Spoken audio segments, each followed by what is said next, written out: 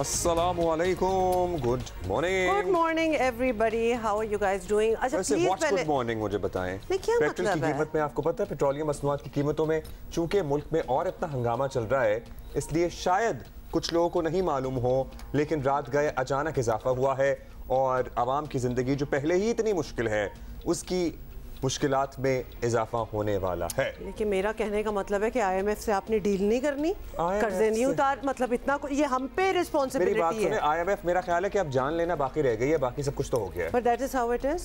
अब पता नहीं उसमें अदरवाइज तो फिर जो है वो कोई सहूलतकारी कर रही है हमारी या फिर नहीं कर रही है बिल्कुल ही, जिसकी वजह से ये मुआहिदा साइन नहीं हो पा रहा या स्टाफ लेवल एग्रीमेंट नहीं हो पा रहा। अब क्या रह गया भाई, अब बच्चों की जान लोगे क्या? अच्छा ओके फाइन, ये एक बात। दूसरी बात जो ज़्यादा प्रेसिंग प्रॉब्लम है मेरे लिए एटलीस्ट, भाई कराची में जब तक बारिश नहीं होगी, ये जो सीजनल चीज़ें बीमारियां हैं ना, they are just not going. हम आज कैलकुलेट कर रहे थे कितने महीने हो गए हैं बारिश नहीं हुई? 6 महीने एटलीस्ट 6 तो हो ही गए हैं। एंड इट इज़ बैड, मतलब everybody I know is suffering from some sort of allergy, खांसी जो कि ख़त्म ही नहीं हो रही, कोई नज़ले जुकाम, अजीब किस्म का एक स्टमक फ्लूज, स्किन एलर्जीज, एक अजीब सी कैफियत है इस शहर की फ़ज़ा और माहौल में। तो हम सब बारिश के लिए दुआ करेंगे इस्लामाबाद में, क्योंकि जैसे हमने देखा ना कि इस्लामाबाद में खूबसूरत मौसम हो गया है, बारिश हो रही है, तो हमें ज़रा लेफ्ट आउट सी फीलिंग आ रही थी। वैसे हमने आपको बताना है, सुबह सुबह हमारी कोशिश होती है कि आपको टेंशन ना दें, लेकिन क्या करें कि हुकूमत ने तय कर लिया है कि टेंशन तो हम सबको देनी है। 16 मार्च से पेट्रोल 5 रुपए फी लीटर और हाई स्पीड डीजल की कीमत में 13 रुपए फी लीटर का इजाफा कर दिया गया। बेसिकली 16 मार्च ऐसे कह रहे हैं, 16 मार्च अगले साल, आज से अभी की हम बात कर रहे हैं। इनफैक्ट मेरा ख्याल है रात को 12 बजे से हो भी चुका है जी। वैसे मैं खुश हूँ कि मैंने परसों भरवा लिया था। Don't even get me started कि मैंने अभी आते हुए किए because I had to, I mean ये वो चीज़ें हैं ना, व्हेन यू हैव टू क्या कर सकता है इंसान। तो बढ़ तो गया था, लेकिन पेट्रोल डलवाना भी था, ऑफिस आना था कि 272 रुपए फी लीटर हो गया पेट्रोल। इमेजिन, तकरीबन 350 रुपए, और हाई स्पीड डीजल की कीमत 13 रुपए इजाफे के बाद 293 रुपए फी लीटर मुकर्रर की गई है। मट्टी के तेल की कीमत 2 रुपए 56 पैसे फी लीटर बढ़ गई है। वजारत खजाना ने पेट्रोलियम मसनूआत की नई कीमतों का नोटिफिकेशन भी जारी कर दिया है। अब ऐसे में जब आवाम पर महंगाई के पै दर पे बम लिटरली गिर रहे हैं, इमरान खान साहब अपनी सियासत कर रहे हैं और हुकूमत, वफाकी हुकूमत और पर्टिकुलरली मुस्लिम लीग नून, ऐसा लग रहा है सियासत से बिल्कुल नाबलद है और सिर्फ गवर्नेंस जो कि नहीं हो पा रही वो मसरूफ़ है उसमें। आप मुझे बताइए कि गुज़श्ता चंद दिनों में जितना हंगामा मुल्क में टेलीविज़न स्क्रीन और लाहौर की सड़कों पर रहा, आपको शहबाज शरीफ साहब के किसी बयान, किसी इंटरव्यू या किसी कौम से खिताब की कोई, वैसे तो किया नहीं, कोई इमरजेंसी, कोई अर्जेंसी, कोई फिक्र, कोई टेंशन नजर आई? फॉरगेट शहबाज शरीफ, कोई और पीएमएलएन का लीडर, कोई और हुकूमती शख्स, इंटरव्यू में ठीक है हो गया मीर साहब के साथ इंटरव्यू में उन्होंने अपनी तरफ से कोई ऑलिव ब्रांच टाइप देने की कोशिश थोड़ी सी की है। कुछ इस किस्म की बातें हुई हैं, लहजे में भी It has not been effective so far. आपको कौम से खिताब करना चाहिए, आपको बताना चाहिए what is going on around us. IMF से हमारा मुआहिदा क्यों नहीं हो पा रहा?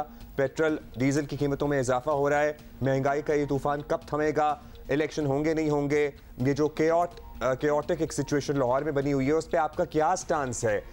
एक तो आप अगर ये सोच के बैठे हुए हैं कि आपने सिर्फ गवर्नेंस करनी है, तो उसमें भी अभी तक आवाम को तो कोई उसका समर मिला नहीं, और अगर आप सियासत नहीं करेंगे तो गवर्नेंस का भी कोई फ़ायदा नहीं होगा, क्योंकि गवर्नेंस भी तभी मिलेगी आपको जब आप सियासत करेंगे। So literally the rest of the parties are non-existent players of politics right now. Not just that, they are also, वो जो PDM में बहुत सी थी ना, थोड़ा सा लगता है कि अब जरा अपने आप को डिस्टेंस भी किया जा रहा है ताकि सारा मलबा जो है वो एक ही तरफ गिरे, जो कि एक्चुअली इसी तरह ही हो रहा है।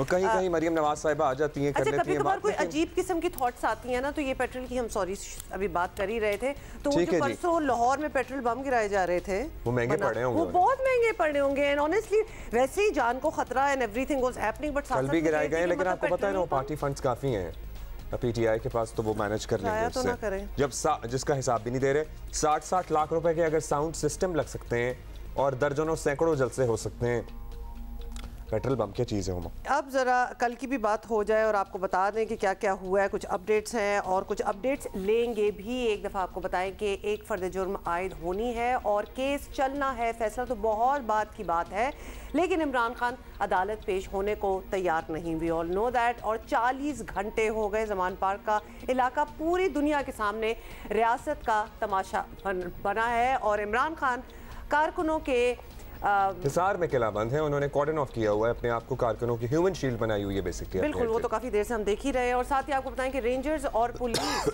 उन तक पहुंचने की जिद्दोजहद जो है वो कर ही रही है, लेकिन फिर आपने देखा है कि बीच में एक वॉर जोन ही बन गया और इस हंगामा आराई में अब तक 58 पुलिस एहलकार समेत 8 अफराद मजमूई तौर पर जख्मी हो चुके हैं। जलाओ घिराव के वाकयात इसके अलावा हैं। लाहौर में PTI के कारकुनों पर 4 मुकदमा दर्ज हुए हैं। एक मुकदमे में इमरान खान को भी नामजद किया गया है। पुलिस के मुताबिक मुकदमात में इक़दाम कत्ल, दहशतगर्दी और दीगर दफात भी शामिल हैं। इमरान खान के करीबी साथी किसी बड़े खतरे की बू सूंघ रहे हैं, लेकिन खान साहब अपने साथियों की आवाज़ सुन रहे हैं, ना कानून की सुन रहे हैं। डॉक्टर यास्मीन राशिद साहिबा की गुफ्तगू भी कल एलिजिडली जो उनसे मंसूब की जा रही गुफ्तगू वो कल वायरल हुई। वो मजबूर हो गई। वो सदर आरिफ अलवी से कहने लगी कि इन्हें समझाएं वरना इलेक्शन तो नहीं होंगे। और वैसे बाय द वे जो ज़मान पार्क के बाहर 21, 22, 23, 24 घंटे सीन रहे हैं, आपको नहीं लगता कि सैकड़ों पोलिंग स्टेशन ऐसे होंगे पंजाब के इलेक्शन में जहां यही सीन होंगे? It is going to be a repeat telecast of all what has happened here. I hope not, but that is what it seems like. अच्छा, ये डॉक्टर यास्मीन राशिद की जो ऑडियो की आपने बात की है, वो अगर आपने नहीं सुनी तो प्लीज़ एक दफ़ा सुन लें, क्योंकि बड़ी क्लियर कट उसमें सदर अलवी और डॉक्टर यास्मीन राशिद की बात हो रही है allegedly in this audio leak. ये गुफ्तगू सामने आई। अच्छा, एक बात मैं ये जरूर फुटनोट डालना चाहती हूँ कि ये ऑडियो लीक्स क्या हैं? मतलब why isn't any massive investigation going on around them on the fact कि जो बात हो रही हो, मतलब 2 मिनट पहले बात होगी ना तो अभी लीक हो जाएगी। It has become a joke. It is a joke. लेकिन he is the supreme commander of the armed forces of Pakistan. Phone पे बात हो रही है और अगले दिन सदर पाकिस्तान की ऑडियो लीक वायरल है। And this is wrong. मतलब हम लिटरली ऑब्वियसली अब हो रही है तो न्यूज़ का हिस्सा है, वरना तो दिस इज सो रॉन्ग। इस पे तो बहुत मैसिव इन्वेस्टिगेशन ऑलरेडी हो जानी चाहिए। Anyway, moving on. आपको हमारे साथ ही हमारे साथ हम ज्वाइन करें इस्लामाबाद से। चलें, ठीक है। जाहिद शेरवानी से हमें जानते हैं। अच्छा जी, लाहौर से हमें ज्वाइन करेंगे। अच्छा जी, जाहिद शेरवानी हमें लाहौर से ज्वाइन करेंगे। ताज़ा तरीन सूरत हाल मालूम करेंगे। आपको पता है सुबह 10 बजे तक भी मना कर दिया था कि कोई ऑपरेशन नहीं होगा जी, तो 10 तो बजने वाले हैं। उसके बाद की कोई तैयारी है नहीं है। गिलगित बल्तिस्तान पुलिस का दस्ता गया नहीं गया, वहाँ पे क्या पेशरफ्त है और दीगर के क्या मामला हैं। जाहिद शेरवानी ज़रा हमें बताइएगा आज सुबह किस तरह की लग रही है जहाँ आप मौजूद हैं? हाँ, पहले तो ये भी बता दें कि मौजूद कहाँ हैं। अच्छा सर, मैं सारी रात से ज़मान पार्क में मौजूद हूँ और इस वक्त जब मैंने आपसे ये बात करनी थी, यहाँ पे आपसे जब मैं जियो के हैसियत से जब बात करूँगा तो मुझे यहाँ से दूर जाना पड़ा है। यहाँ नहीं खड़े होकर आपसे बात की जा सकती थी। हम बीपर नहीं दे सकते। अभी आपके इल्म में होगा कि जियो की DSNG समेत 4-5 चैनल्स की DSNGs को तोड़ा गया है। उन्हें आग लगाने की कोशिश की गई थी। मेरे लिए प्रॉब्लम ये है, मेरे साथी जितने भी रिपोर्टर हैं जियो के, उनके लिए प्रॉब्लम आ जाती है कि जैसे ही हम वहाँ पर जाते हैं वो हमें पहचान लेते हैं। हमारा कैमरामैन और हमारी DSNG के जो जितना अमला होता है वो उन्हें बहाने लगा के ये बात बताते हैं कि हम आउटसोर्स हैं, जियो से हमारा ताल्लुक नहीं है, तब वो DSNG वहाँ पे खड़ी होती है। और इसी वजह से मुझे इस बीपर के लिए आपसे बात करने के लिए, लोगों को बताने के लिए मुझे यहाँ से दूर जाना पड़ा है। यहाँ पे हम खड़े होकर बात नहीं कर सकते। दूसरी बात रह गई कि यहाँ पे तैयारियों की, आज सब लोगों ने यहाँ पर नाश्ता किया, बाकायदा तौर पे खासी तादाद यहाँ पर कारकुनों की मौजूद है। लेकिन इसमें एक एलिमेंट बड़ा अहम है जो कि बड़ा वाज़ेह तौर पे देखा जा सकता है कि यहाँ पर जितने भी लोग यहीं पे रात को यहीं रहे थे, अभी बाहर से आना लोग शुरू नहीं हुए और आते भी नहीं है, ये यहीं पे रह रहे हैं। और ये वो लोग हैं जिनका पंजाब से यहाँ से ताल्लुक नहीं है। यहाँ पे ज्यादातर लोग जो हैं खैबर पख्तूनख्वा से आए हुए हैं और उनके साथ बाकायदा तौर पे वो उनमें से अक्सरियत बहुत ट्रेंड है। आपने देखा होगा फुटेज में, मेरे सामने ये वाक़े हुए हैं, मीडिया ने दिखाया भी है कि जब उन्होंने पुलिस पे लाठियाँ चलाई हैं तो वो एक माहिर लोगों के अंदाज में चलाई गई हैं। फिर पेट्रोल बम बनाना और फौरी तौर पे खाली जो प्लास्टिक की बोतलें थी, पानी की बोतलें थी, उन्हें खाली करके उन्हें पेट्रोल भरा गया वो इतनी बड़ी तादाद में पेट्रोल कहाँ से आया? गाड़ी में से पेट्रोल नहीं निकल सकता। वो पूरी तैयारी के साथ ये बेसिकली हमलावर हुए हैं पुलिस एहलकारों पे। ये पूरी तैयारी के साथ किया गया है, ये प्लानिंग के तहत हमला किया गया। ये लाहौर में कभी भी ऐसा नहीं हुआ। इससे कबल कोई ऐसा वाकया मेरे इल्म में नहीं है कि कभी पेट्रोल बम पुलिस में फेंके गए हों या इस तरह का काम किया होगा, आग लगाई गई है और लाहौर में मारे गए शहरी अमलाक को जो नुकसान पहुंचाया गया है। मेरा नहीं ख्याल कि लाहौरी अपने शहर से बड़ा प्यार करते हैं। वो इस तरह सड़कों की टफटाइलें और जंगले और सड़कों और दीगर दरख्तों को आग नहीं लगाते यूजुअली। अच्छा, अभी की क्या सिचुएशन है जाहिद, जरा ये बताइएगा कि इस वक्त क्या आप देख रहे हैं? कोई तैयारी आपको लगता है एक रिपीट होने की जो कल परसों से हो रहा है, कोई ऐसी तैयारी नजर आ रही है? देखें, तैयारी ऐसी है कि पुलिस की तरफ से भी कोई तैयारी नहीं है। वो अभी उन्होंने सिर्फ रास्ते जुज़वी तौर पे ब्लॉक किए हुए हैं, कंटेनर वहां पे उनके खड़े हैं पुलिस के, लेकिन कारकुनों की तरफ से मुकम्मल तौर पर तैयारी है। उन्होंने हर बंदा डंडों से मुसल्ला है और पेट्रोल बम मैंने नहीं देखे, पत्थर मैंने नहीं देखे, वो तो वो छुपा के रखे होते हैं ना, आपको पता है। वो उन्होंने सैंडबैग्स वगैरह भी बनाए हुए हैं, तो वो हाँ वो सैंडबैग्स के पीछे भी छुपा के रखे होते हैं उन्होंने बोरियों में। ये कौन लीड कर रहा है? वैसे ये कारकुन आपस में इनके छोटे-छोटे लीडर ऑर्गेनाइज्ड हैं, तो कोई ना कोई तो इसको, अब इसे क्या कहा जाए, not really Askari group but ये तशद्दुद पसंद जत्थे जो बनाए गए हैं पीटीआई के। सो ये तशद्दुद पसंद इनके गिरोह, इनके कोई लीडर भी होंगे, कोई है या फिर कोई मकामी एमपीएस टाइप या एमएनएस टाइप हैं जो इन्हें लीड कर रहे हैं? देखिए सर, यहाँ पर जब ये लोग निकले हैं तो ये इत्तेफाक की बात है या प्लानिंग की बात थी या तमाम लीडरों ने ये बात तहिया की हुई थी कि कारकुन आगे जाएंगे, लीडरों में से कोई नहीं जाएगा। कोई लीडर नजर नहीं आया।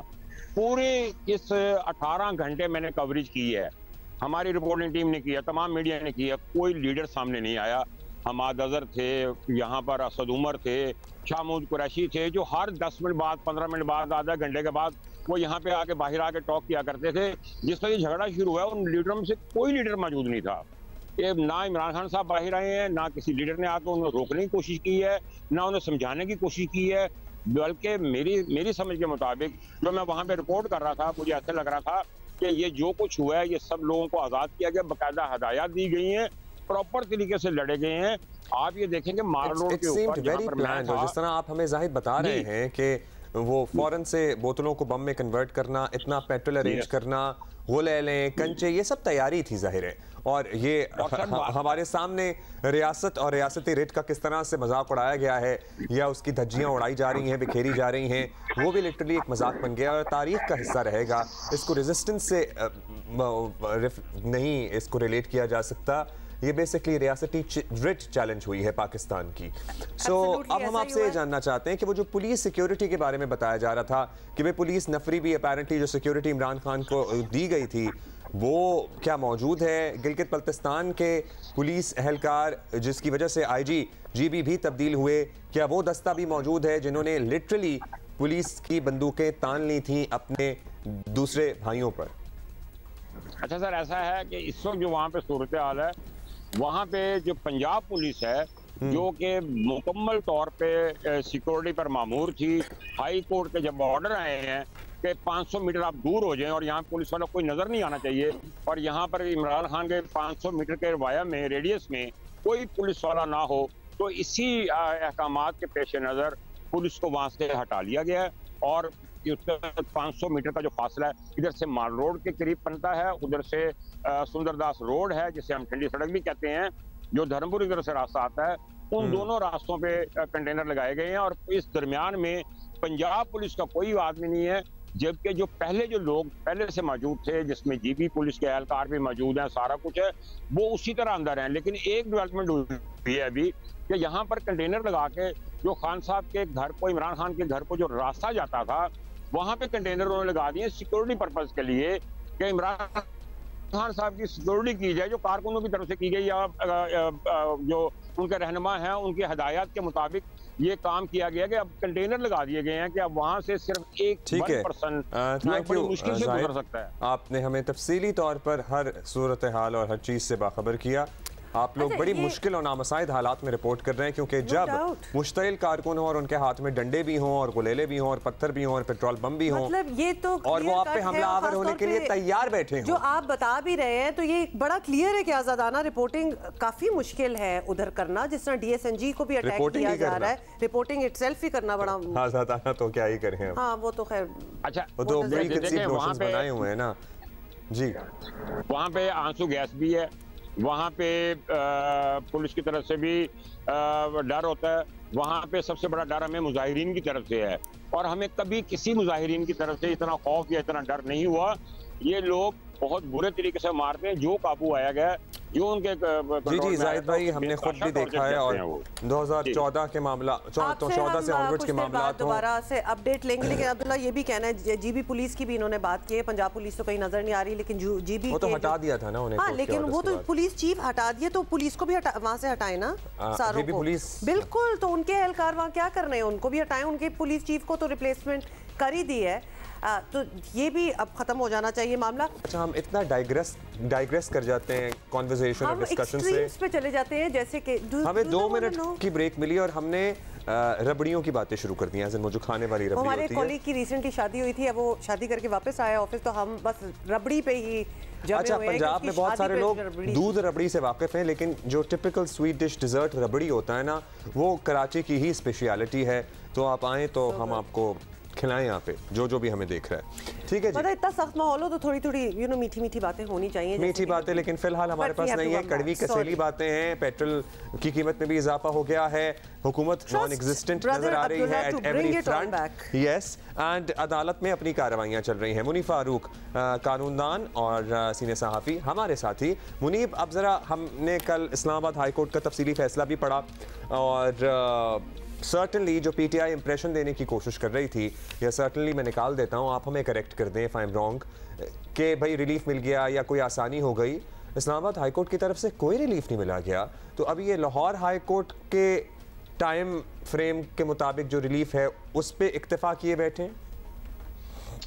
बहुत शुक्रिया हुमा और अब्दुल्ला। देखिए, जो लाहौर हाई कोर्ट ने किया वो तो एक ऐसी सिचुएशन थी, ठीक है, उनको इस्तदा की गई कि जी बड़े कोई बुरे हालात हो गए हैं, और लेकिन मैं आई मस्ट प्रेज जो कल IG पंजाब और चीफ सेक्रेटरी पंजाब की जो पोजीशन उन्होंने ली अदालत में, लाहौर हाई कोर्ट में। नॉर्मली ये होता है कि अदालत में बड़ा दबाव होता है अफसरान के ऊपर, लेकिन जितनी तगड़े तरीके से कल IG साहब ने और चीफ सेक्रेटरी ने कहा कि जी हमें ये ना करें, हमने बंदे पकड़ने हैं, हमारे पास फुटेज है, सरकारी अमलाक को नुकसान पहुंचाया गया है, तो हमने प्रेजेंस वहां रखनी है। उसकी वजह से अदालत ने उन्हें 500 मीटर तो दूर जाने के लिए कहा, लेकिन अदालत ने फिर ये बाकायदा तौर पर जब शाह महमूद कुरैशी साहब ने इतराज किया कि देखिए जी ये हो जाएगा वो, तो उन्होंने कहा नहीं, हम इससे नहीं रोक सकते कि अगर किसी ने कानून तोड़ा है या सरकारी इमलाक को नुकसान पहुंचाया है तो हम उसकी गिरफ्तारी से रोक दें, ऐसा नहीं हो सकता। लिहाजा पुलिस की प्रेजेंस बेशक 500 मीटर दूर अभी भी मौजूद है और पुलिस 10 बजने का इंतजार कर रही है। मीनवाइल एक चीज ज़हन में रखिएगा कि कल इस्लामाबाद हाई कोर्ट ने, जो मैं ये खाकसार 2 दिन से अर्ज कर रहा था कि इमरान खान साहब के पास इस मामले में प्रोटेक्टिव बेल नहीं है, वो लेकिन कह तो वो सबको रहे हैं, चाहे वो नेशनल मीडिया हो चाहे वो इंटरनेशनल मीडिया हो, कि मेरे पास प्रोटेक्टिव बेल है, तो is he like not well informed about it? उन्हें बताया नहीं गया अपनी टीम की तरफ से, या फिर वो कह तो यही देंगे, या फिर वो जान के ट्विस्टिंग द ट्रूथ वाली बात होगी। ट्विस्टिंग द ट्रूथ, हम ये नहीं कह रहे कि झूठ बोल रहे हैं, you can call it twisting the truth, plus एक और चीज जो मैं समझता हूँ वो एक होती है सेलेक्टिव डिस्टॉर्शन, जो आप अपनी कन्वीनियंस और मर्जी से करते हैं जब आपको कोई चीज सूट कर रही होती है। अब पूरी क्या फायद चौधरी साहब, क्या शिबली फराज साहब, क्या इवन शाह महमूद कुरैशी साहब और जनाब इमरान खान खुद, हर कोई कह रहा था जी हमारे पास बेल है। अरे भाई, ये रियासत है, इदारा है, पुलिस है, रेंजर्स है, अगर आपके पास बेल होती तो किसी ने क्या यहाँ झक मारनी थी आके? आपके पास तो कोई नहीं आ रहा था किसी ने कि कितना हंगामा करेंगे, तो आपके पास उस मामले में बेल नहीं थी। लेकिन हमें कल सारा दिन हमारे दोस्त जो है वो गालियां हर जगह से देते हैं, इवन PTI के लोग जो हमारे दोस्त हैं, जो हमारे जिनसे अच्छा ताल्लुक है, वो भी कहते हैं यार ये आप देखेंगे, फिर जब हम उन्हें कहते हैं कि हुजूर वो फैसले तो दिखा दें जहाँ पर आपको बेल है, फिर वो इसकी भी कोई पकड़ नहीं होनी चाहिए कि जानबूझ के मिस इन्फॉर्मेशन और ये सिलेक्टिव डिस्टॉर्शन ये सब कुछ किया जाए, मिसलीड करने, ये इंटेंट है ना। आप मिसलीड करने की इंटेंशन से करें, इसकी पकड़ नहीं होती? वैसे नहीं होती इसकी पकड़। नहीं, कहाँ मैं हुमा, आप इस चीज किस चीज पे पकड़ करेंगे? आप सोशल मीडिया पर ऐसे अनरेगुलेटेड है, नेशनल मीडिया के ऊपर बैठ के, अब तो मैं कहता हूँ वो हमारे बहुत से कोलीग जो हैं वो रिपोर्टिंग कम और वो हिटमैन ज्यादा बने होते हैं कि बस ये हो गया और पता नहीं अल्लाह माफ करे लाहौर लश्कर आ गया और इमरान खान साहब वो हक पे खड़े हैं, सब कुछ हो गया। मतलब मैं तो सिर्फ इतनी बात कह रहा हूँ कि वो ये जो कल इस्लामाबाद हाई कोर्ट ने कहा है, 2-3 बातें सिर्फ कही हैं। एक ये कि जो इनका नाकाबिले जमानत वारंट गिरफ्तारी था वो मुकम्मल तौर पर कानूनी है। इमरान खान साहब को अदालत चले जाना चाहिए था जब उन्हें रिलीफ मिली थी 13 तारीख तक, वो नहीं गए। अब ट्रायल कोर्ट का मामला है, आप ये देख लीजिए। अब ट्रायल कोर्ट में जो मामला चल रहा है, आज सुबह जो हुई है समाअत 12 बजे तक जिसमें वक्फा हो गया है, उसमें क्या अभी तक प्रोसीडिंग्स, आई गेस शायद आपने जियो पे टिकर वगैरह देख लिए होंगे, ख्वाजा हारिस ने ही कहा कि जनाब हमारे नाकाबिले ज़मानत आप कैंसिल कर दें और श्योरिटी वगैरह का जिक्र कर रहे हैं, और जज साहब ने कहा कि भाई आप कह दें, आप ले आए इमरान खान साहब को, मैं आईजी को कह देता हूँ कि वो नहीं करेंगे कोई कार्रवाई। देखिए, यहाँ एक और चीज जो बड़ी एक अजीब डेवलप हुई है हमारे तरीके इंसाफ के दोस्तों में, कि वो घर बैठे ना खुद ही वो चीज पढ़ के ना ऐसे कानून साहब को, हाँ बस ये हमने कर दिया, यानी कि घर बैठे ही मैंने, ये बशीर मिस्त्री की अदालत है, घर में बैठे ही हमने लिख लेना है और हमें रिलीफ भी घर पे बैठे ही मिल जाना है। मतलब इसमें अदालत की कोई मर्जी मुर्जी नहीं होनी, हमने जो करना है हमने घर पे बैठे कर लेना है। अरे भाई खुदा का खौफ पॉपुलर है ना, वो कह रहे हैं कि हम पॉपुलर हैं तो हमारे साथ ऐसा चल रहा है। पॉपुलैरिटी सारा आंखों पे, लेकिन बात है मुल्क में कानून भी है ना। बात ये है कि चले इसी पे बात कर लेते हैं। ये तो आपने कर ली, हमने काफी बात कर ली कानूनी। मुल्क में कानून है, एक रियासत है जिसकी रिट है जो चैलेंज की गई, 24 घंटे मजाक उड़ा। जो रियासत है या जो हुकूमत है उसका अपना किरदार भी तो सुभान अल्लाह है, मतलब वो लिटरली नॉन एग्जिस्टेंट है, as if they are not even interested in anything which is happening around us. आज जिस जगह पर हम पहुंचे हैं अब्दुल्ला, आप ये देखिए कि इस हालत में हम खुद पहुंचे हैं। पुलिस हो, रेंजर्स हो, खास तौर पर पुलिस इस सारे मामले के अंदर मैं आपको बताऊं कि उनका बेचारों का मोरल क्यों डाउन होता है, इसलिए कि आप उन्हें मॉडल टाउन जैसे वाकयात के बाद पुलिस बेचारी, उसके अफसरान, आप उन्हें बैटन चार्ज के साथ, वो डंडा सोटी के साथ और एटमैक्स वाटर कैनन के साथ या रबर बुलेट के साथ भेज देते हैं। उनका जो थ्रेट है, जो उनके पास एक डिटरेंस होती है कि भाई अगर हम पुलिस पर हमला करेंगे तो पुलिस सेल्फ डिफेंस में यहाँ शूट आउट हो सकता है, यहाँ पर कीमती जाने जा सकती है। एटलीस्ट मैं नहीं कहता कि आप लाइसेंस बिल्कुल नहीं होना चाहिए, लेकिन यहाँ तो पुलिस वाले डंडा चलाते हुए भी कई दफा होता है उन्हें कि यार कोई खुदा ना खास्ता बंदा हो गया, किसी के साथ कुछ हो गया। देखिए आपको पता है कि ये टफ टाइलें तोड़ के पत्थर मार रहे थे, और टफ टाइलों का पत्थर अगर सर पे लगे तो कोई आराम से मर सकता है। पेट्रोल बम, मतलब पुलिस तो मतलब इतने बड़े बड़े भट्टे जिसको आप पंजाबी में कहते हैं, जो पत्थर हैं, वो अगर आपके सरों पे पड़ रहे हो तो फिर आप मर जाएंगे। बताऊं कि बात यह है कि जो बैटन चार्ज होता है उसके अंदर भी पुलिस को यहाँ पर इतना वो डरी भी होती है। ठीक है जी, उससे जख्मी हो जाते हैं लोग और खुदा खास्ता को बहुत क्रिटिकल भी हो जाता होगा, लेकिन पुलिस वाले भी होते हैं। इन बेचारों का कोई पुरसाने हाल नहीं है हमारे मुल्क में, रियासत में। वैसे Rana Sanaullah and all these, अब ऐसे तो ऐसा लग रहा है कि कोई नजर नहीं आ रहा, कौन किसकी तरफ से, हुकूमत की तरफ से इस सारे हंगामे पे कोई मौकिफ ऐसा जो नोटेबल हो? आपकी नजर से गुजरा, मेरी नजर से तो कोई नहीं गुजरा। और राना साहब जितनी बढ़के मारते हैं, आपको नहीं लगता कि उनको क्या करना चाहिए इस सारी अपनी जो उनके साथ उनकी जो देखिए पहले तो से जो छोड़ते हैं उसके बाद राना साहब जो है उनको पहले तो एक काम करना चाहिए कि आप बेशक, मैं हमेशा कहता हूँ इमरान खान साहब के खिलाफ केस हो, राना सनाउल्लाह साहब के खिलाफ केस हो, केस बेशक बोगस हो, उसकी नौयत कोई भी हो, उनका अपना भी वारंट निकला है गुजरांवाला में। एग्जैक्टली। अब बात ये ना, आप मुल्क के वजीर दाखिला हैं, आप इतनी जहमत कर लें कि अगर आपने उस वारंट को एनफोर्स करने की किसी में हिम्मत नहीं है और आपके खिलाफ भी नाकाबिले जमानत वारंट गिरफ्तारी हुआ है, तो आप उसको एटलीस्ट उसकी मअतली के लिए कोई दरखास्त दे दे, कोई पूछने वाला नहीं है। आप किस मुंह से इमरान खान को खिलाफ वारंट एग्जीक्यूट करवाना चाहते हैं? दूसरी बात यह है कि हुकूमत बदकिस्मती से ऑफ मैसेज है। सारा दिन में अगर आप मरियम औरंगजेब साहबा को कहेंगे जी कि एक प्रेस कॉन्फ्रेंस कर दें और जो कोई हकायक हैं वो बता दें और बस ये हो गया। भाई आप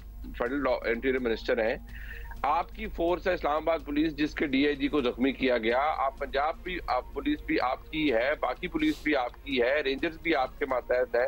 भाई आप आए, आप कहें कि ये कानून है जी, हमने एनफोर्स करना है, मैं अपनी पूरी पुलिस फोर्स के साथ और रेंजर्स के साथ खड़ा हूँ।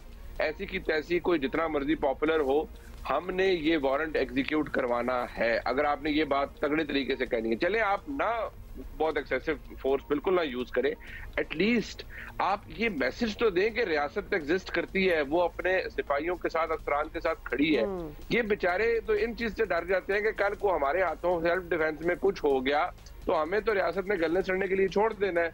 अब या हमारे साथ अब आप इन्हें डंडा सोटी पकड़ा के भेज दें, आगे जीबी पुलिस के जो एलिजेडली कहा जाता है कि जी वो आर्म्ड गार्ड्स हैं और कहते हैं जी किसी की सिक्योरिटी पे मामूर है, कोई मिनिस्टर की सिक्योरिटी पे है या सीएम की सिक्योरिटी पे है। मुझे सिर्फ ये बताएं, ऐसी सूरत हाल में अगर कोई अनटूवर्ड इंसिडेंट हो जाए तो ये वाले पुलिस वाले अपने बच्चे यतीम कराने के लिए तो नहीं गए ना कि डंडा सोटी हाथ में पकड़ के और आगे जाए और आगे कोई गन से या किसी एक्सप्लोसिव से उनका एनकाउंटर हो जाए, पेट्रोल बॉम्ब उन पे फेंके जा रहे हैं। मसला सिर्फ ये है कि ना इमरान खान साहब को इस बात का इदराक है। कल जो यास्मीन राशिद साहबा की ऑडियो लीक हुई सदर साहब के साथ, उसमें एक ही बात जाहिर होती है कि it is not about life threat, it is all about जिद अना, कि पता नहीं मुझे अगर आप गिरफ्तार कर लेंगे तो क्या हो जाएगा। कुछ भी नहीं होगा।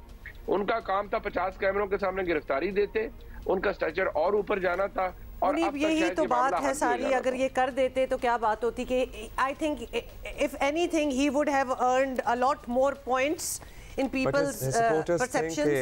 जो रेजिस्टेंस की उन्होंने तारीख खत्म की है वो हिस्सा रहेगी।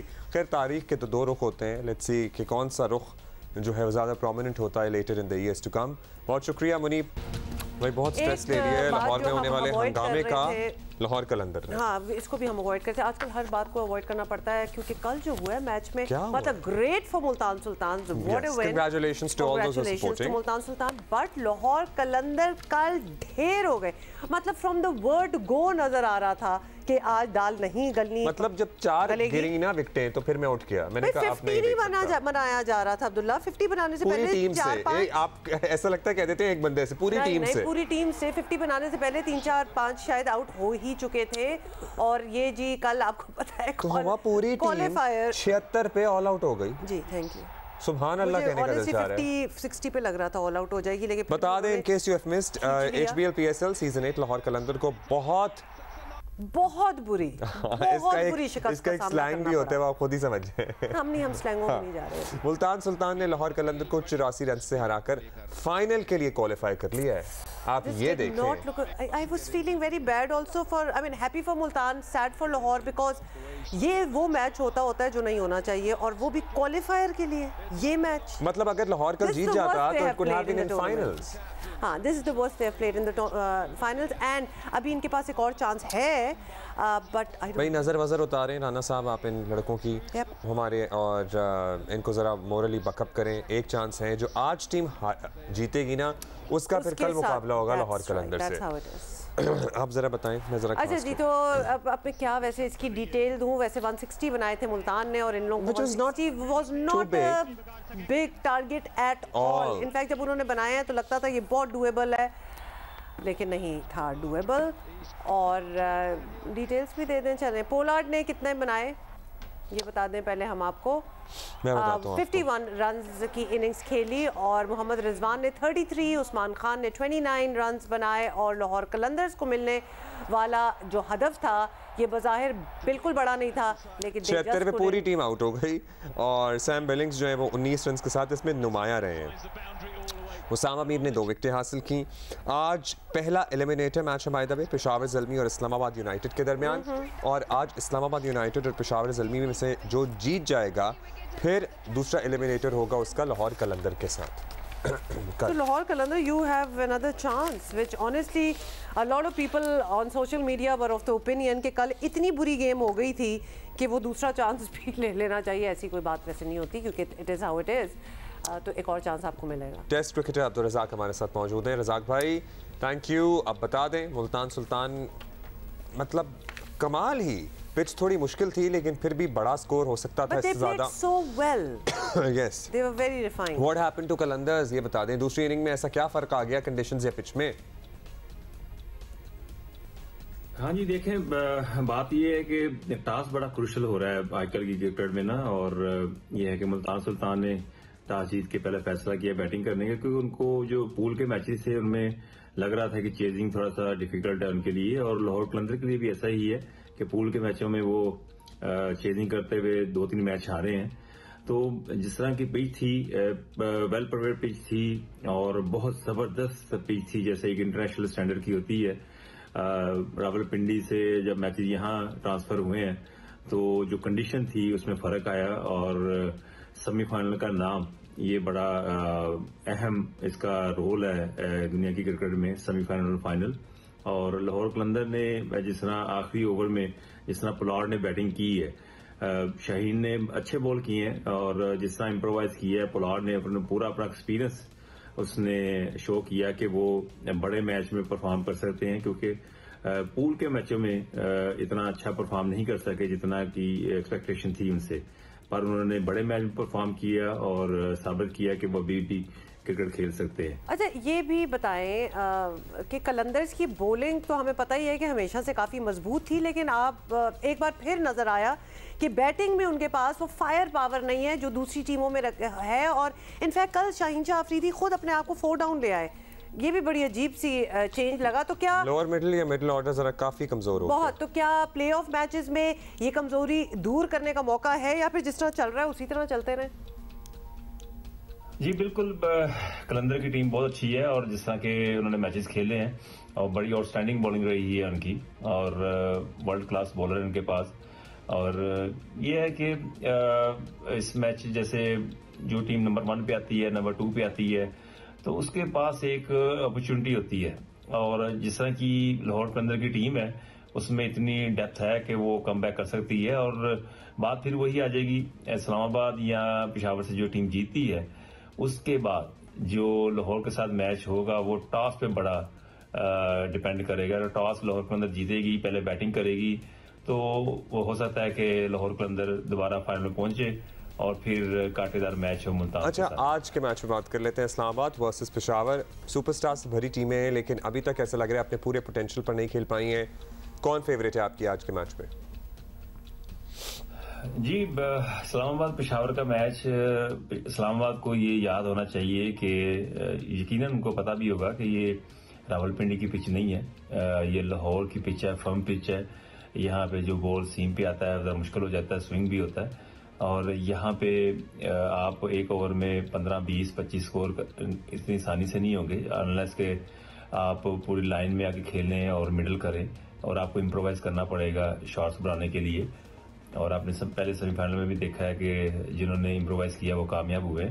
तो अगर उसी फ्रेम माइंड से खेलेंगे इस्लामाबाद जैसे रावलपिंडी में खेल रहे थे तो उनके लिए बड़ा मुश्किल हो जाएगा। फिर end of the day toss जो है वो बड़ा क्रूशल होगा। जो टीम टॉस जीतेगी वो पहले डेफिनेटली बैटिंग करेगी और उसके पास ज़्यादा अपॉर्चुनिटी है कि अगर वो 160, 170 रन बनाती है तो बड़ा मुश्किल हो जाएगा लाहौर की पिच पे उसको चेज करना। बहुत शुक्रिया आपका Abdul Razzaq.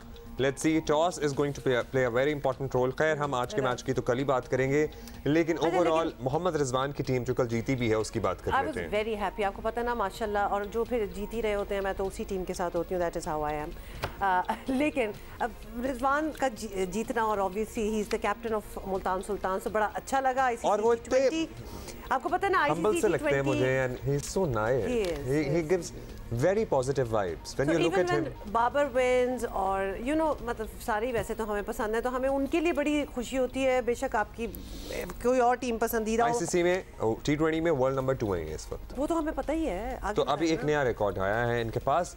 HPL PSL super league में मुनफरद एजाज इन्होंने किया अपने नाम और सीजन 8 में 500 रन इनके हो गए हैं मुकम्मल। और जी आपको ये भी बता दें कि वो कल तो जीत ही गए हैं क्वालिफाइंग मैच में। 33 रन उन्होंने बनाए 23 बॉल्स पे, है ना, इसी तरह ही है। उन्होंने एक इनिंग्स खेली थी और जिसके बाद 29 पे, और जिसके बाद उनके इस सीजन में 11 इनिंग्स में 516 रन हो चुके हैं।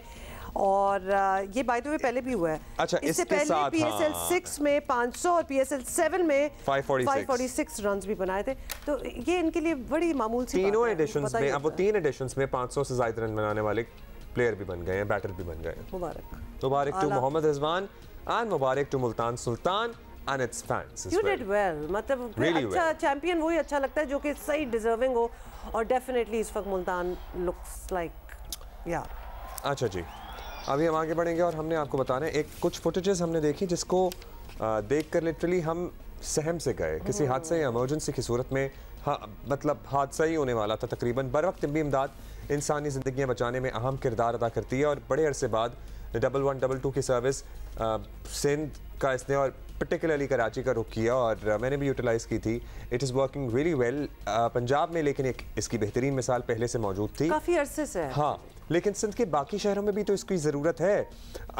हुआ ये है कि 1122 के मकसद के तहत मंगवाई गई करोड़ों रुपए अरबों रुपए मालियत की जदीद आलात से लैस 75 एम्बुलेंसेज सिविल अस्पताल मकली में गाड़ियों के कब्रिस्तान का मंजर पेश कर रही हैं। और 75 एम्बुलेंसेज यहाँ, मतलब लोग मर रहे हैं। बड़ी सर्विस हो सकती है एग्जैक्टली। और जब आपके पास गाड़ियां भी मौजूद हैं तो प्रॉब्लम क्या है? एक्चुअली यही तो आइडेंटिफाई करना है कि प्रॉब्लम है क्या। हाँ, और सर्टनली ये टैक्स पे मनी है। एम्बुलेंसेज हुकूमत और सरकारी अफसरान की नाअहली और गफलत का मुंह बोलता सबूत ही हम कहेंगे कि हैं। और एम्बुलेंसेस के लिए लोग पहले ही मजबूर होते हैं, सर्विस ना होने के अक्सर नाखुशगवार वाक़यात भी होते हैं किसी हादसे की सूरत में। मतलब देखिए कि द रिसोर्स इज देयर, वो नहीं है मंगवाना नहीं है, it is lying there right there but not being utilised. तो इसी पे हमने बात करनी है बिकॉज हम बहुत सी अच्छी चीज़ें भी देखते हैं होते हुए और फिर वापस आई एम सॉरी लेकिन डिसअपॉइंटमेंट होती है when we see things not working out. तो क्या मामला है ये जी, बता रहे हैं ठट्टा से नुमाइंदा Geo News Shahid Siddiqui. Shahid, over to you, बताएं।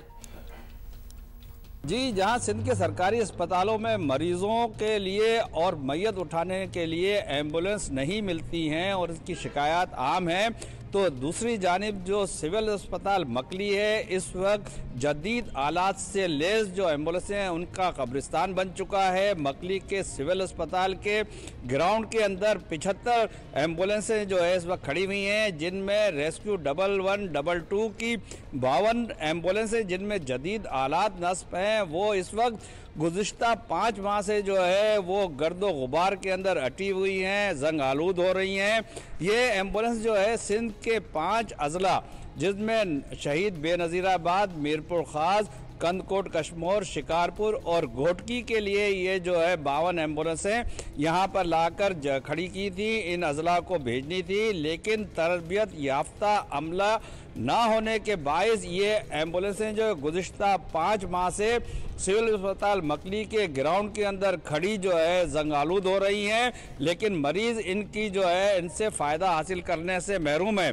तो दूसरी जानिब जब रेस्क्यू 1122 की सर्विस का आगाज़ किया गया था तो सिंध पीपल्स एम्बुलेंस सर्विस के नाम से जो पीले कलर की एम्बुलेंसें सिंध में अस्पतालों में चल रही थी उनको ऑफ रोड कर दिया गया था। इन एम्बुलेंसों को किसी काम में नहीं लाया जा रहा है। जब हमने यहाँ पर जो zonal manager Sindh integrated emergency health services अपना वजीर ज़हूर से बात की तो उन्होंने हमें बताया कि ये जो 52 रेस्क्यू 1122 की एम्बुलेंस हैं ये सिंध के 5 अजला में जो है भेजनी है, लेकिन तरबियत याफ्ता अमला ना होने के बायस ये नहीं भेजी गई हैं और 5 माह से ये यहाँ खड़ी हैं। जबकि जो सिंध पीपल्स फाउंडेशन की जो एम्बुलेंस थी पीले कलर की, उनको मैयत गाड़ियों के अंदर तब्दील करना था और सिंध के मुख्तलिफ अजला में हर अस्पताल में 2-2 मैयत गाड़ियाँ फराहम करनी थी, लेकिन ये काम भी नहीं हो सका है।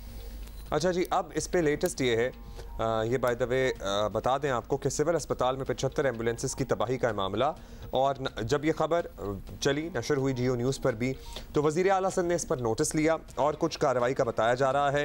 इनफैक्ट कार्रवाई हुई है। अस्पताल के अहाते में खड़ी रेस्क्यू 1122 की 52 एम्बुलेंसेस को मुतल्लिका अजला भिजवा दिया गया है।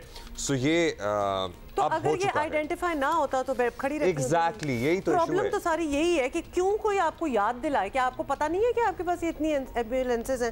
एनीवे जी, ये जरा सवाल करते हैं। बताना, ये सवाल भी करना है लेकिन बताना आपको ये है कि 52 एम्बुलेंसेस को मुतल्लिका अजला भिजवा दिया गया है। शहीद बेनज़ीराबाद, घोटकी, कश्मोर, कंदकोट, मीरपुर खास और शिकारपुर भिजवाई गई हैं एम्बुलेंसेस। पीपल्स एम्बुलेंस सर्विस की 23 गाड़ियों को कराची भिजवाया गया है और Sindh integrated emergency health services के जोनल मैनेजर ने इसकी तस्दीक की है। सिविल अस्पताल मकली में गुज़श्ता 5 माह से एम्बुलेंसेस खड़ी थीं। जियो न्यूज़ पर खबर नशर की गई। वज़ीर आला ने नोटिस लिया और अब इनको इनके मकामात पर डिलीवर कर दिया गया है। I am appalled. 5 महीने से, आपको पता है ना वैसे हमारे जो मौसम और हालात है सिंध के, कि 1 महीने में जंग लग जाती है किसी चीज़ को, तो 5 महीने से ब्रांड न्यू वहाँ पार्क है।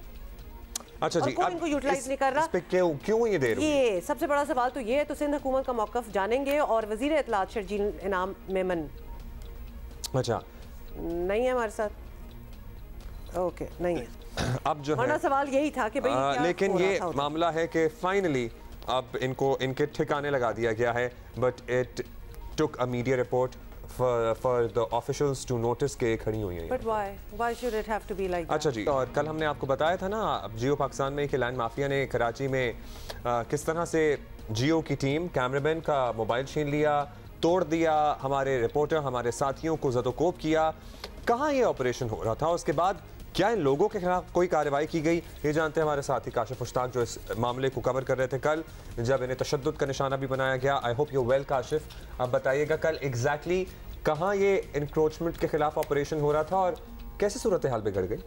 अब्दुल्ला बहुत शुक्रिया। देखें, ये ऑपरेशन कल से नहीं हो रहा था, ये कई दिन से हो रहा। हाँ, 2 दिन का इसका टाइम था। ट्यूसडे से ही ऑपरेशन शुरू किया गया। गुलिस्तान जौहर ब्लॉक 11, 10, 3 और 4, इन 4 ब्लॉक्स में ये ऑपरेशन होना था। और आपको ये भी बता दें कि यहाँ सदर पाकिस्तान आरिफ अलवी के एक प्लॉट मौजूद है, उस पर भी जो है कब्जा हुआ था, उससे भी जो है वागुजार करवाना था यहाँ से। ये ऑपरेशन के लिए हैवी मशीनरी पहुँची, 30 से 40 पुलिस की मोबाइलें थी। ट्यूसडे वाले रोज़ हम पूरा दिन ये ऑपरेशन कवर करते रहे, 5 बजे तक वहाँ मौजूद रहे। बिल्कुल नॉर्मली सब कुछ चल रहा था, ऑपरेशन हुआ भी और 4 से 5 दुकानें मस्मार भी की गई। लेकिन कल जैसे ही हम वहाँ पहुँचे हैं, मैंने अपने कैमरामैन से कहा कि आप जो ये प्रोटेस्ट कर रहे हैं इसकी फुटेज बना लें। जैसे ही वो गाड़ी से उतरे हैं उसके बाद उन पर हमला कर दिया गया। नामालूम अफराद थे, कुछ 10 से 15 लोग आए हैं, उन्होंने पीछे से उनको कवर किया और मारना शुरू कर दिया। मैं गाड़ी से तो सिर्फ आपको मार रहे थे? पुलिस वालों को मार रहे थे? नहीं, मेरे कैमरामैन को। तो पुलिस वालों को क्या कर रहे थे वहाँ? अच्छा, पुलिस वाले इस रोड पर, जिस रोड पर हम थे, ये पहलवान गोड से जो है वो मुनव्वर चौरंगी की जानिब जाता है। जो इसका अपोजिट रोड है वहाँ जो है वो पुलिस की 2 मोबाइलें मौजूद थी। लेकिन जब उन्होंने देखा कि लोगों की तादाद बढ़ रही है और काफ़ी शोर शराबा हो रहा है, तो वो वहाँ से फौरी तौर पर फरार हो गए। माशाअल्लाह। दोनों मोबाइलों के अंदर बाकायदा एहलकार थे। जैसे ही मैंने देखा कि मेरे कैमरामैन को मारा जा रहा है, तो मैं नीचे उतरा और मैंने उनको थोड़ा सा छुड़वाने की कोशिश की। पुलिस वालों को बाकायदा आवाज़ें भी दी, लेकिन इस दौरान वो उनको मार चुके थे। और उनकी नज़र जैसी मुझ पर पड़ी, उन्होंने कहा कल यही साफी था जो यहाँ से रिपोर्ट कर रहा था, इसे भी पकड़ लो। तो मुझे बाकायदा मेरी शर्ट्स फाड़ दी, मारा गया मुझे। क्या है ये नाजायज एक्सटेंड किए हुए घर, एक्सटेंड किए हुए क्या हुआ है? देखिए, ये गोट आबाद ज़मीन है, इन लोगों के पास बाकायदा इसके चालान मौजूद हैं। लेकिन जो केडीए है, मुतलका इंतजामिया है, एंटी इंक्रोचमेंट की टीम है, उनकी जानिब से कहा जाता है कि बिल्कुल इलीगल है। गोट आबाद ज़मीन जो है वो कुछ एकड़ पर मौजूद है, लेकिन उन्होंने उसको एक्सटेंड कर दिया है। काफ़ी बड़ी तादाद में वहाँ प्लॉट मौजूद है। जिस ऑपरेशन में पक्के घर हैं, अब तक मुलजमान नहीं पकड़े गए हैं। पक्के घर हैं ये जो घर? बिल्कुल ये पक्के घर बने हुए हैं। और जब हम पहले रोज़ वहाँ पहुँचे तो जो पथराव किया वो घरों की छतों से बाकायदा किया गया है।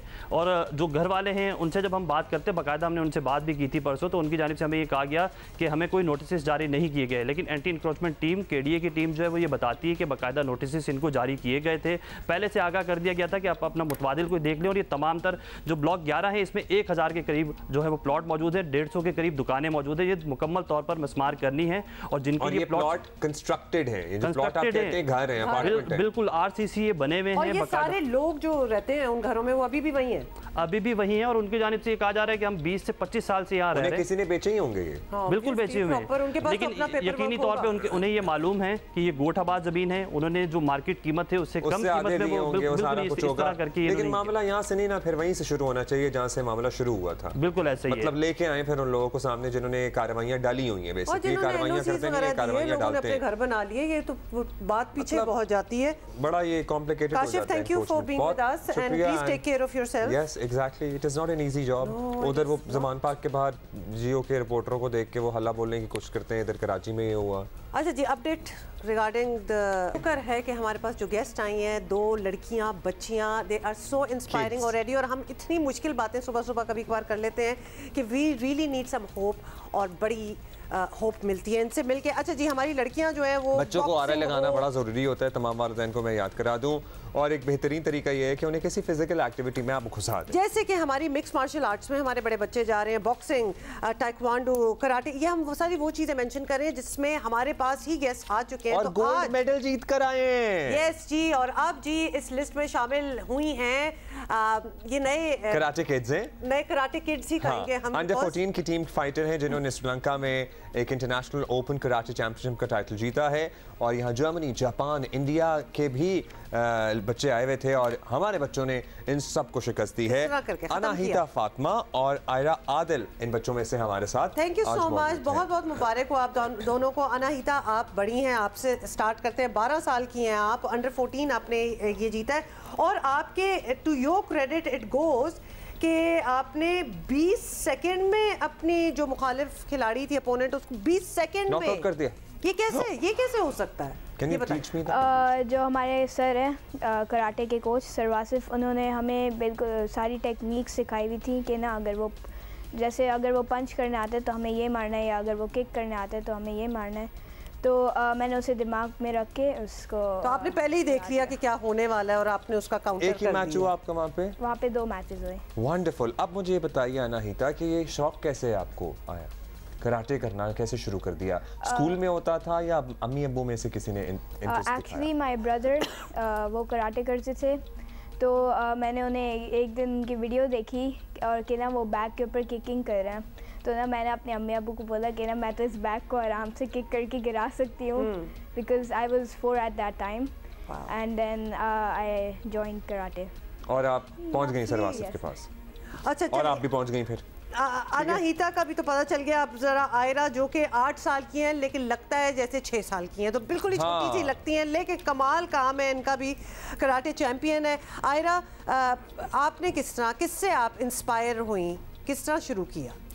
My mother used to do karate and I really liked, she showed me lots of videos how she did it. So I also wanted to be a karate champion and I decided to join karate and she joined. So your mother was a karate player? How cute. Yeah, but अच्छा, सबसे प्यारी बात ये है कि ये नहीं कि I wanted to be, learn karate, I wanted to be a karate champion, क्योंकि हमने बिल्कुल टॉप की चीज करनी है, तो आप चैंपियन फिर बन भी गई। So when you went there for the first time, पहली दफा गए, did you like it initially, or do you now you like it? It doesn't scare you or anything?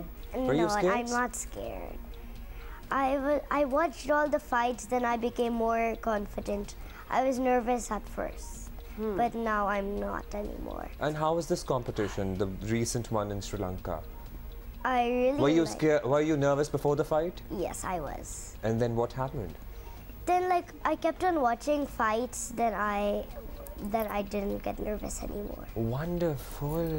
मुझसे तो पता है मेरा प्रॉब्लम ये है कि इतने प्यारे बच्चे जब आते हैं, इतनी बड़ी मुझे पता है आप उसके साथ चिपक नहीं गई हैं। हाँ, मुझे बहुत कुछ हो रहा है क्योंकि माशाल्लाह 8 साल की बच्ची 2 साल से ऑलरेडी कराटे में है, तो क्या उम्रों में स्टार्ट हो जाते हैं? अनाहिता, आपने बड़ा ट्रैवल किया है, मतलब ये एक स्पोर्ट तो है, चैंपियन भी हैं आप, गोल्ड मेडलिस्ट हैं, और दुनिया भी फिर ली। कहाँ गई हैं? I went to Malaysia, in which I won a bronze medal. All right. It was my first tournament internationally. How old were you then? I was 8 years old, or no, I was 7. Oh my God. How? इनसे भी छोटी। So does anybody in your parents accompany you, या आप teachers के साथ जाते हैं, क्या होता है? I only go with my coach. My parents trust him so much. How nice is that? एक इस तरह का उस्ताद भी आपको बच्चों के लिए मिल जाए ना, तो आप अब कितना बच्चों, मैं कहती हूँ ब्लेस्ड हैं वो लोग, बच्चे अच्छी आरे भी लग जाएं किसी अच्छे स्पोर्ट में भी, और फिर उनका अपना इंटरेस्ट भी हो। Aira, so when you go और आप अपने अपोनेंट के सामने होती हैं, और असूलन तो अगले को डरना चाहिए ना आपसे, they should be scared of you, but you have such a smiling face and I see you smiling right now ever since you have come. तो आप स्माइल से लोगों को डराती हैं, या how does that happen? No, I make a serious face and they. And how how do you make a serious face? Show us your serious face. Okay. I make more serious than this, but I feel like laughing right now.